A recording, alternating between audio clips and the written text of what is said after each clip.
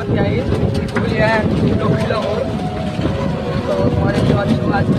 अवस्था ढाम्पा तो ढाम्पा चले যাচ্ছিল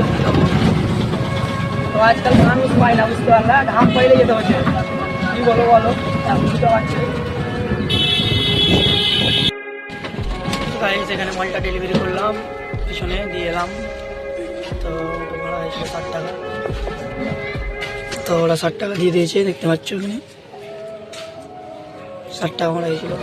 তো গাইজ তোমাদেরকে ঢাম্পার ভিডিও দেখাইছিলাম ঢাম্পা নিয়ে গেছিলাম ভাড়া পেয়েছিলাম তো ওখান থেকে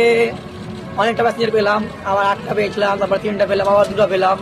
এরকম করে করে প্রায় 1 ঘন্টা 1.5 ঘন্টা মতন হয়ে গেল আমার গাড়ি চালা যেটা ভিডিও সেরকম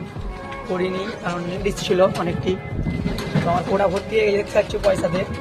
তো আজকে আমি খুব খুশি আজকে আমার ভালো একটা মোটা ইনকাম হয়ে গেছে বুঝতে পারলাম।